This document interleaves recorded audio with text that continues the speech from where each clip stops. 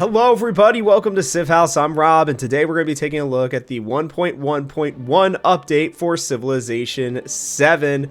Very excited about this one, mostly just because of the fact that I'm glad we're getting a part 2 to Crossroads of the World. I'm glad we're getting an update. I did sneak peek this one. We talked about it yesterday as well.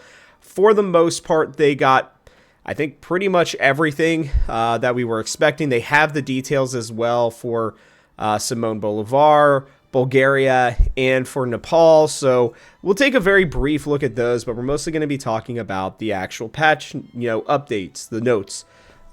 So yeah, if you guys want to see more content like this, more Civilization content, make sure that you like so you don't miss out on any of the, well, subscribe, I guess, for that part of it. And then make sure to like if you feel this video is enjoyable for you. And let me know what you guys think in the comment section below.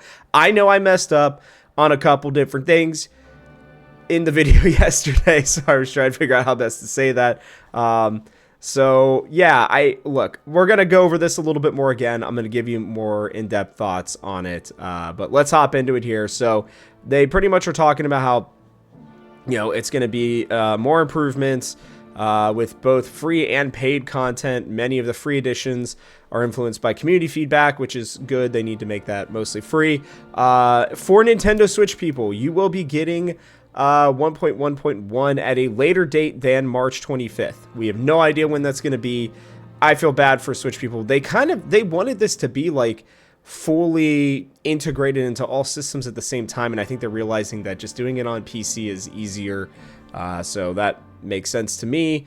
There is the contents, the last bit of Crossroads, no surprise there. They are hard at work for update 1.2.0, which is good. I mean, the 1.1.0 update was a much bigger one than I think this one is. They are currently planning on it to deploy next month, subject to change, obviously. They did tell us that, Right to Rule was getting moved back. If you remember, they kind of gave us a long, I don't know, between April and September for when that would release. So I guess technically they didn't move it back, but it sounds like they were planning on it being sometime in May or June. Now it's to late summer, so we'll see how that goes. They're doing, UI refinements and one more turn option for after the game if you want to continue playing on. So interesting stuff there. And then this is, I think, an important part right here. You can expect plenty more major updates, in the coming months, or in the months to come. We're still at the beginning of our Civilization 7 journey, and we sincerely appreciate all your support and patience as we continue to refine the Civ 7 experience. As always, we're listening closely to your feedback, so please keep sharing your thoughts on the Steam discussion forums or on our official Civilization Discord server. So I would say if you have big problems with this game and you want them to fix them, you should go to one of these two places. This is my forum. This is where I'm talking about these issues. But I guess if I run into more, or if I really start feeling strongly enough about a medieval age, I may go and try to get a petition started in one of these forums or servers. But here are the spotlights for this stuff. Quick Move is available. We talked about this yesterday, but if you're just here for the first time, they are adding Quick Move into the game, something that, again, I thought they should have had from the beginning. A little bit more information here on map generation as we work to add some flavor and variety to maps in Civ 7. We've added a brand new start position called Standard. This option is closer to what players will remember from Civ 6. Yay! This is going to get me into a game probably today on this mode once it officially drops. I guess it technically is now, where continents have a bit more variety and are less predictable. Yay, we needed that. The existing start position method is now called Balanced and can be selected at any point in advanced options. Balanced will remain the default option in multiplayer games. We have plenty more planned for map variety generation and new maps, including larger maps. So stay posted and keep letting us know what you want to see. This is the biggest update for me personally and the way that I like to play. I want the continents and just the map in general to be different, okay? I think a lot of us do. I want larger maps. I hope they put this in the April update. I appreciate that they're calling this balanced map. It makes more sense as to why, the maps were blocks, something in the middle, and maybe a little bit of something else somewhere else. I appreciate that because what they were trying to do is keep it more balanced, more equal, right, for when you were playing multiplayer games. Because again, this is the first Civilization, I think, where multiplayer was, if not at the top of the list, it was very close to the top of the list for them. It feels like a lot of these changes were made to simplify the game, to make it so that more people could, have an easier entry point into the series, and, could make things more easily accessible to play against each other and feel like you're on equal footing. I'm glad. I want better positions. I want to be able to restart, which is something that we'll talk about here in a minute. They added settlement and commander renaming. I understand that they had spent a lot of time coming up with names and all this other stuff, but if I'm being honest with you, it felt like we were getting the same names all the time, and I just kind of got bored of that. I wanted something different, and I appreciate the fact that, if I'm playing as Benjamin Franklin and I want to kind of, take a look at history as if he was still kind of America, but playing as, we'll say, Egypt randomly, right, that I am not going to have to start with all the different, Egyptian names, that I can rename them into something else that I like. And I really appreciate it more for the commanders than anything, to be honest with you, because I think it'll make it easier for me to have an idea of what my commanders are, what, if I want to name them something fun, great, but for me, it's more of a, if this commander is going to be my archery commander, right, for Antiquity Age, then maybe I'm going to name the commander after, like, a unit. Maybe instead it'll be, like, the 101st Archery, Legion, and I use the commander to kind of keep that together. So, I like that. That's something that I think is going to be nice. UI improvements. We're adding Polish. No, not the Jadwiga kind, the UI kind. Well, hey, maybe she'll get added to the game at some point. Several UI changes. Improved unit flag and health bar visibility. Thank you. This is great. We've made more health bar readability. Wow. Readability. Improvements. Now visible in the unit panel. We've also increased the weight on settlement health bars to make them stand out more from the surrounding buildings. This is fantastic because the settlement health bars was driving me nuts. The not being able to see exactly what your units were doing. It feels like they mostly just gave them a thicker outline, which, to be honest with you, is pretty, pretty nice. I think it's pretty sufficient for what they needed. I don't remember them talking about this, but I actually think that this is a bigger deal than some of the other things that we already kind of expected to be in the game. So happy about that. We've improved the tooltips on plots to include how many specialists are assigned and are still possible to assign. Again, I'm glad that they're adding this. This is kind of a newer way that they're doing things. I would have thought that this would be kind of something that we'd get at, at the start of the game, but I'm glad that they've listened to feedback on this one. There are still things that, like quick movement and stuff, that I would have thought would be in the game from the start, but this is one that I can understand maybe being still early in the game development, obviously, but not at the beginning. New district attack notifications. You are now alerted when your district's under attack with a notification, which hopefully means less surprises when you check on your settlements. That's great. I mean, I would assume that you would know who's attacking you, but I do like that, to be honest with you. New trade lens, an ability to send merchants from the lens. This is another really great quality of life addition, to be honest with you. And I was frustrated yesterday because I still felt like they were trying to act like, these were some huge major accomplishments. These are just, again, I'm calling them quality of life updates. I still think that they're great. I am still critical of the way that they are taking such a long time, it feels like, to do all of these things. But this is a super big one for somebody like myself. I like to play the economic path. Having to figure out where I'm sending my merchants and going all over the map, just being able to press one button to pick the city I want them to go to and then for them to just go to it is fantastic. That, again, is something that I would have loved at the beginning. This is still technically relatively the beginning, but I will take this all day. Age progress. This is the one I think I got the most crap for in the comments below. I understand that there was a percentage for it. I just didn't really look for that. I was pretty locked in on other things that were going on. Yes, I probably should have noticed that early on.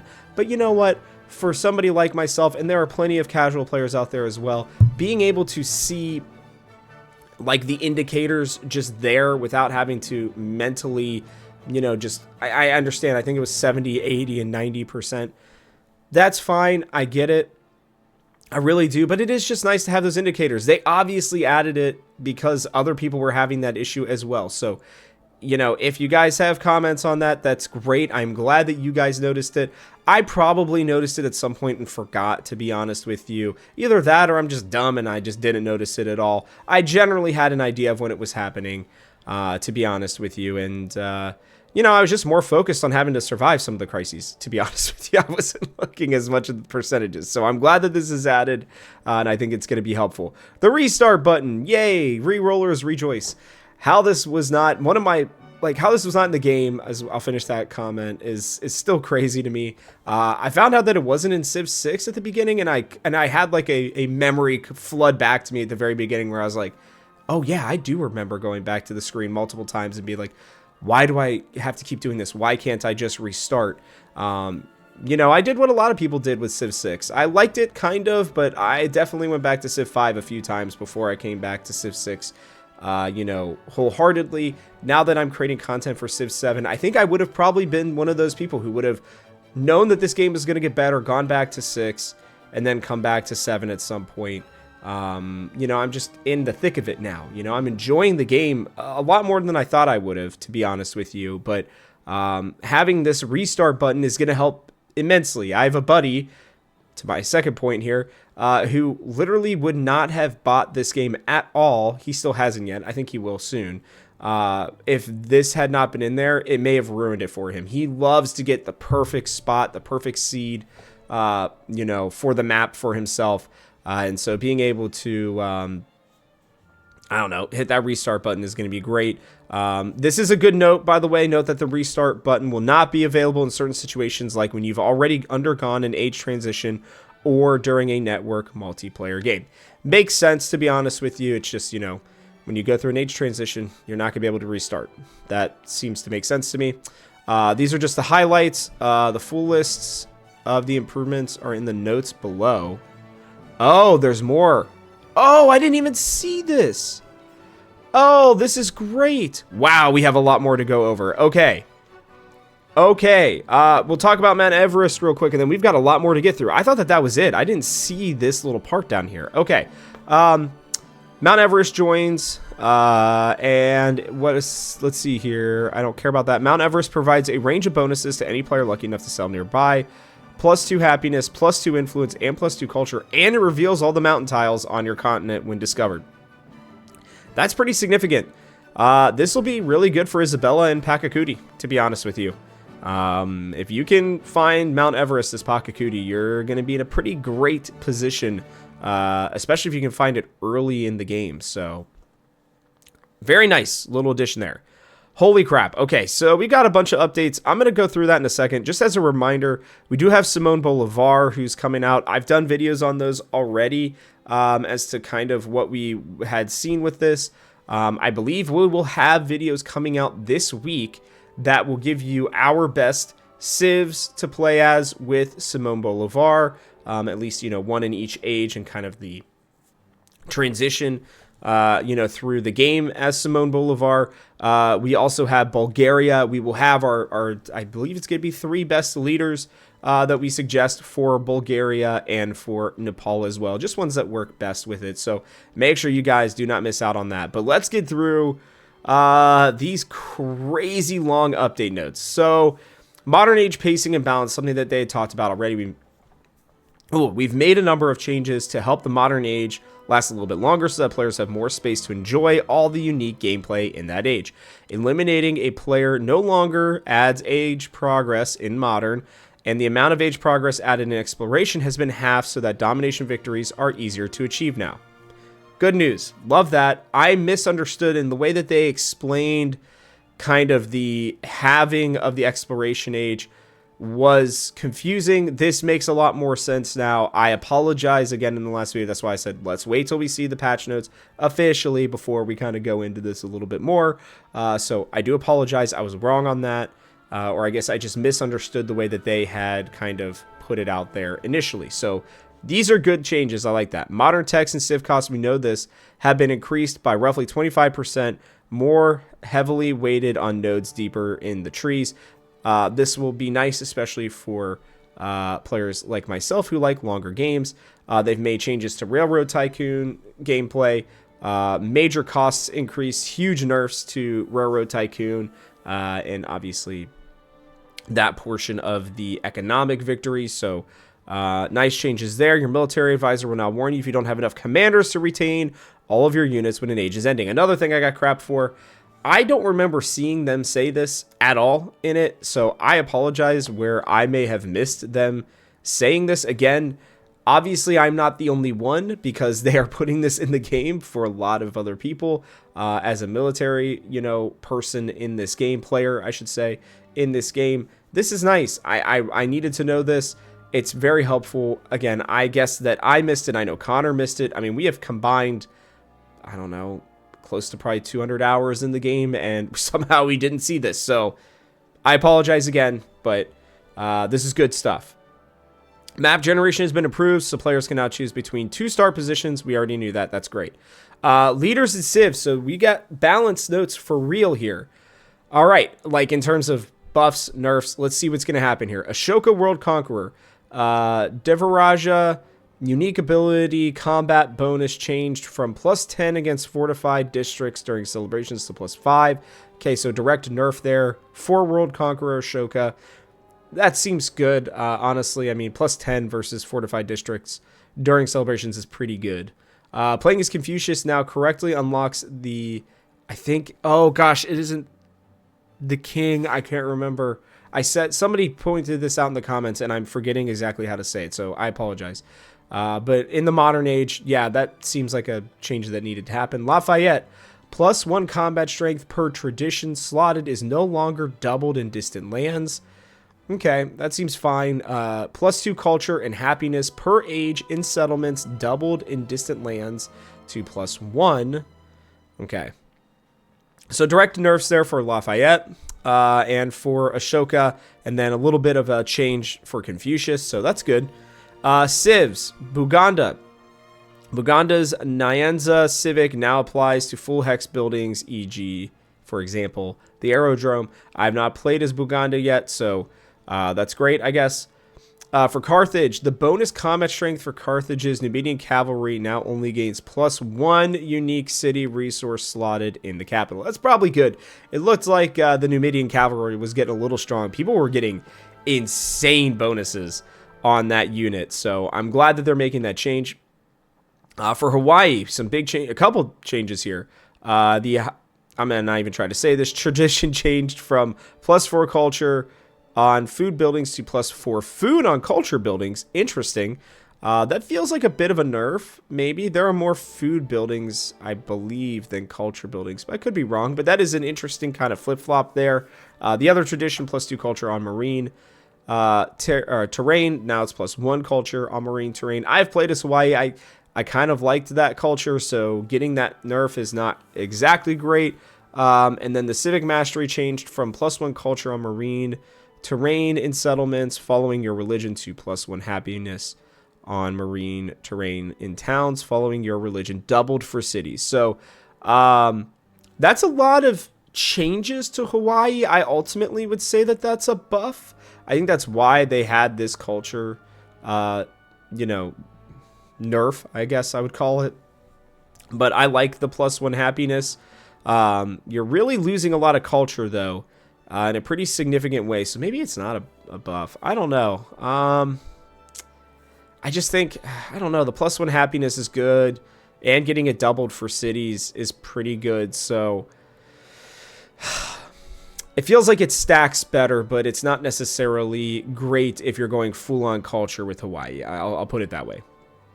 No eternal ally traditions changed from +5% gold in towns, but -5% gold in capital for every alliance to +10% food and gold, wow, in towns, but -5% gold in the capital for every alliance. So that's a direct buff, big time buff for Great Britain, which I think it kind of needed, to be honest with you. It didn't feel that strong, but this is crazy strong.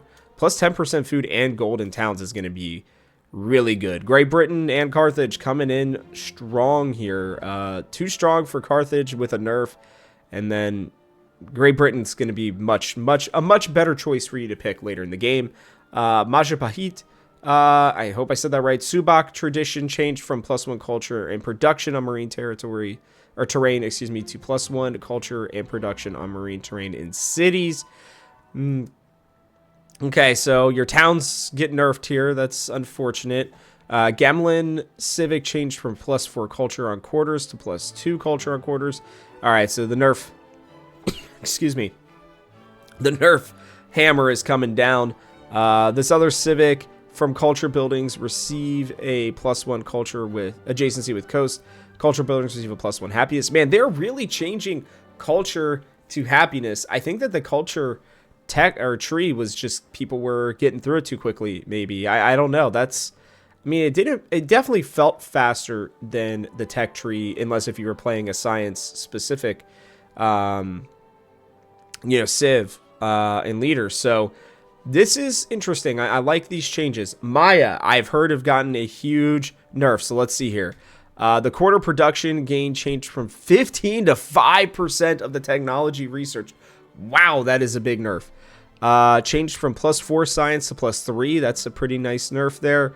And the wonder now unlocks earlier in the civic tree from calendar round. So to try to help you out, they push their wonder up a little bit. But man, these are huge changes to the Mayans. I mean, what a wow, what a nerf here. A major nerf.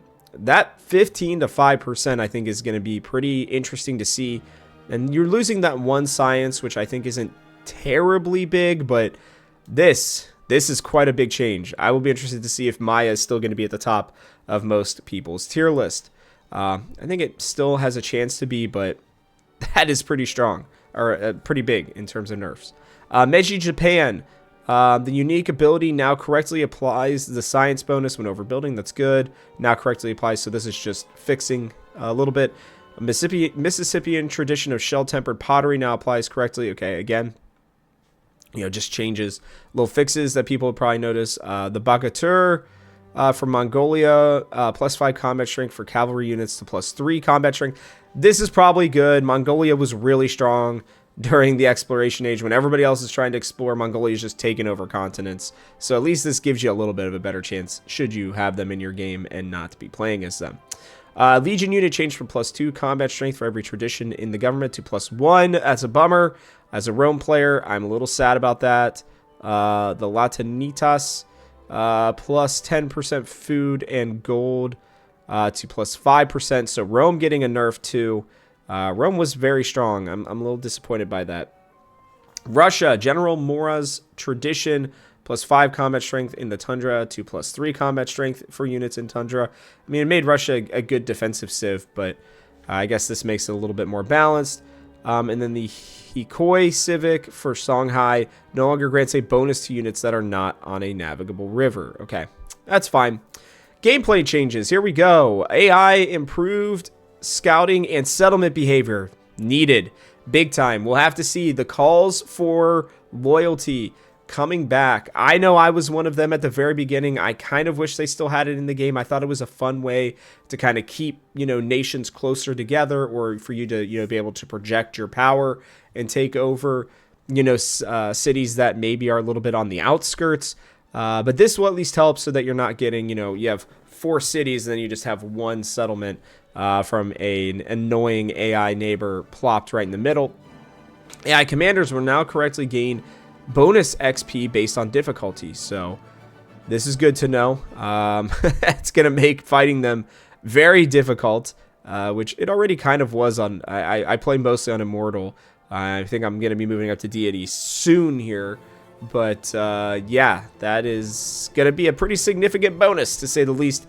And AI now makes better commander promotion choices, prioritizing bonuses like increased combat strength. Well, I guess that's good. Yeah, that's fine. That's fine. I won't dive into that too much. I mean, there are the promotions, right, that are better for your cities and your towns, which I love that, but I guess maybe it's prioritizing it just based on the fact that, your commanders are supposed to be in war, but it can be good, obviously, to have them doing other stuff. So, okay. Economy, big ones. Towns and trade outposts. Focus now grant the +5 to all of your settlements. Again, love that change personally. This is, I think, huge. This change makes it easier to build roads to connect your towns to your cities with merchants if you have a few trade outposts. Yay. Happy about that. Sawmills now properly grant production to camps. That's good. Grocers no longer grant food bonuses on mines and woodcutters. Probably a smart change. Addressed a reported issue where ironworks was not granting production bonuses on mines and woodcutters. Added a +1 production bonus on mountains. That's good. I had not noticed that, but again, I probably wasn't paying attention to that, so apologies. Repairs can no longer be purchased without having enough gold. Should be important, to be honest with you. They should have had that from the start, but hey, it's a good bug to catch. Players now correctly receive discounted prices when purchasing buildings that have been discounted. Purchases can no longer be made in a town with unrest. Yeah, we needed that as well. Resolved an issue where the fish resource was decreasing the amount of food needed for a settlement's next growth event to negative. The production queue, okay, this is good, all good. When multiple wonders are in the queue. Oh, okay, that's actually really good. Okay, so if somebody takes your wonder, then it gets off of your queue. Walls granted by the Birsa wonder are now properly granted on all eligible tiles. Great. The Sabotage Space Program espionage action now completes as intended. Crises, the Revolutions Crisis now applies the correct amount of unhappiness after players choose a new revolutionary government. I had kind of noticed that one. It didn't feel like the unhappiness was as strong, so I'm glad they're making that change. Scorched Earth policy changed from +5 combat strengths for all units to +3. Okay. Units now correctly gain +5 versus fortified. Scouts no longer stack the 1+ sight range bonus after unpacking from a commander with the initiative promotion. Oh, I had not seen that. Okay. I had not really put a scout in my commander unit, to be honest with you, although that wouldn't be a bad idea. The Torres del Paine changed from units that move adjacent, ignore rough terrain, to +1 food and production on tundra terrain in the settlement. That's a big nerf, actually, because I loved that wonder, to be honest with you. I would just kind of run my units, buy them basically before going to war. So might have been a little too strong. So I get it. But the +1 food and production on tundra terrain in this settlement is, I guess, still pretty good. Increase the spawn rate of Valley of Flowers. I don't even know if I'd had that one yet, so that's good. Independent powers. Naval units can no longer disperse independent villages while a unit is defending the village. That's a very nice bug for them to have fixed.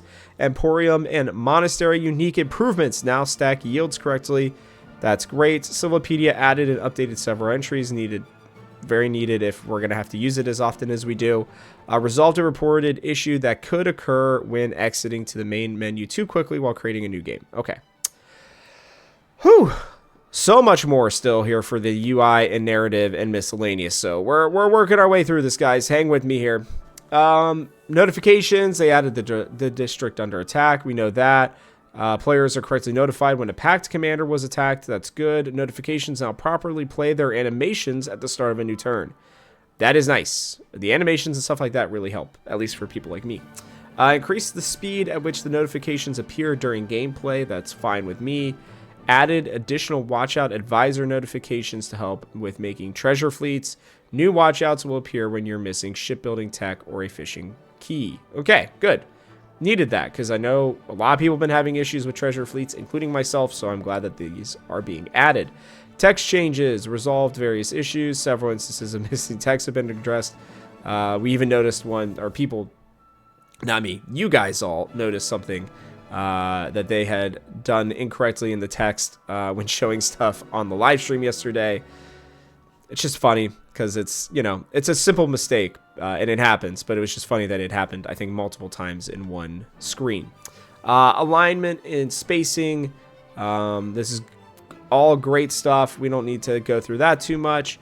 Added specialist info to the plot tooltips. We knew that. Added neutral relationship icon and improved relationship tool readability. That is actually an extremely nice thing because it was kind of hard to see at times. Resource type is now displayed correctly with both icons and tooltips. Yes, we needed the tooltips, so that's great. Controller-specific espionage report pop-ups now properly appear when attempting to open it via controller. And, you know, this is a big deal because, again, they're doing the launch with, you know, consoles in mind as well. So, you know, having the ability to use controllers and for them to work, I'm sure is taking them a lot of bugs, or giving them a lot of bugs and taking them time to get through all of them. Controllers now respond correctly after opening the progress menu. Trade lens will now change back. That's good. Controllers no longer focus on the city-state bonus menu while a unit is selected. Players using a controller can now properly select government choices. I know that this was a big one. People were having a big issue with. That's good. We got the names customization. Trade lens for trade routes. We knew that. Send merchants directly. That's great. Unit action trays expanded by default to show all available actions. That's also fantastic. That is a nice quality of life, you know, action. Because, you know, for a while there, I was like, can you not even heal units? You can. You just had to open up the freaking tray. So great. Improved visibility on unit and district health bars. We knew that. Added crisis indicators. That's good. Hide turns until growth UI when a town has a focus and thus will not be growing. That is great as well. Not that I noticed that as a problem, but I do think that that's nice. Just, you know, something that you won't really notice too much, but if you did, it was probably bothering you. Pause the menu is now expanded to show all the options as well. Great. Yeah, because exiting the desktop and stuff like that was not readily available. Report where production panel would not refresh properly when purchasing a settlement. Updated description for a change. Capital legacy card. Government selection screen now appears correctly on ultra-wide monitors. That's good. Unit portraits appear correctly after opening and closing the diplomacy menu. Great. Settlement yields are now correctly updated in the building placement menu. Okay. Army commander's progress now updates properly. That's very nice as well. The Wondrous banner now appears properly. Great. The privacy policy page now appears properly. Probably needed that one to be working early, so that's good. Portrait appears in the Antiquity Age. Learn more prompt. Okay. Addressed a report issue where buildings, wonders, and improvements did not display in the production menu. A lot of production menu problems. The town unrest slider can no longer go negative. That's good. Several fixes for UI and HUD elements are not appearing as intended. Added unique icons for various great works. That's nice. The war weariness score will no longer be falsely attributed to a different leader during the first meet. That's also great. Issue with the unit panels. Okay. An issue where the X button could lose functionality when transitioning to the next age. That's a big deal. The Theology Civic now appears in the Choose Civic list after a player founds a religion. That's also very nice. The input icon appears correctly. That's great. Look, I'm going to just... Oh, Xerxes banner art has been updated. Great. And the commander promotion menu now displays correctly in windowed mode. Okay, cool. Whew. Narrative choices. Let's see about these. Schoolhouse instead of school. Okay, so these are just mostly like event narrative changes in terms of like fixes and whatnot. It doesn't seem like there's anything. I'm not reading anything that's going to be dramatic too much for us, so we'll continue to move on here, and then I'm going to give my final thoughts here shortly because this has already been way longer than I anticipated. Okay, the continue button now loads. That's good. Added more detail and vegetated tundra tiles. I actually think that's really nice, to be honest with you. And improved the crane animation. So these are nice little like updates that, again, you wouldn't notice unless if you were directly looking at it. Terrain seams on AMD GPUs. Hey, that was me. I like that. That is very much needed. Console, here we go. PlayStation, you guys got some good changes here with visual issues, quick saves. That's all good. For the Switch, even though I guess this isn't coming yet, improve the translations on several pieces of localized text. For Macs, units can now be placed through the right click function. Linux and Macs, fixed cursor issues, and Steam Deck, several input flows and prompts with the UI using a controller. Okay. Holy crap, that's a lot. I'm going to give them their flowers on this one. There's still a lot that needs to be changed. And this is why I was saying they were patting their back with stuff like this. I understand that these are probably the things that people really wanted the most.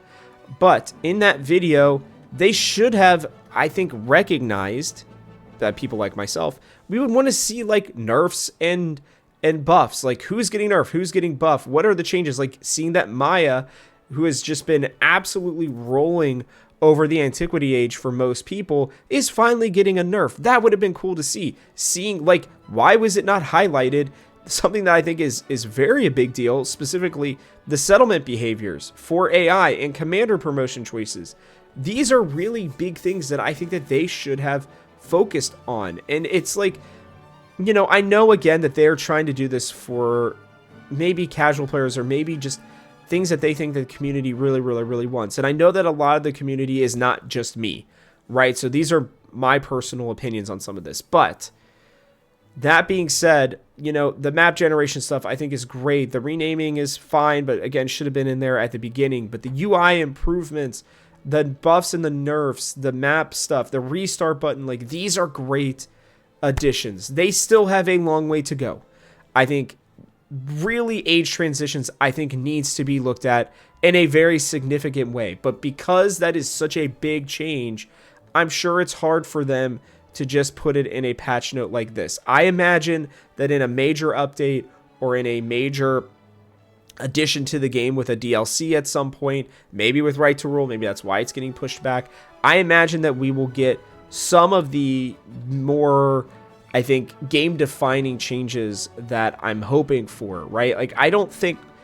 I know we're probably getting a 4th age. I don't think we're going to get a medieval age. As much as I want one, I can't imagine that they're going to do that right now. I think that'd be such a massive change that they'd have to make to the game. But it's one that I think we should still be asking for if you guys feel the same way that I do about the game and how it should be added. But these are good changes overall. They should have presented that more. I don't know, maybe there are other people out there who cared more about watching them in their multiplayer game. Fine, I guess, but like if you're gonna have these updates, in my mind, you should really highlight some of these big note changes that I think were really, like, I would have rather had seen that even than over the no more surprise crises, right? Like even though I said I was one of those people who like that, but there are nerfs and buffs that I would like to see them go over for leaders, for civs, right? Like that's, you have to treat it kind of like you would a MOBA in that sense now, since that's kind of the way that they are going, right? Give us that kind of breakdown. I think that that would be really good. I'd also like for them to address maybe, hey, we understand that there are issues with age transitions. Again, maybe it's not just me. Or something like, you know, when they have the big changes and just say, hey, we know that this is an issue along with the AI, or the UI and the AI. We are focusing on AI UI right now. We're going to be making those bigger changes later. They have sort of vaguely said things like that in the past. Maybe I've missed an update video in their descriptions of it, but I want those kinds of changes and I want that to be recognized. So overall, though, like I said, I'm going to give them their flowers. There are a lot of changes in this, way more than I thought there were going to be. And this is why I was so critical of them. Like, why are you patting yourself on the back for these things? Like, they're very basic.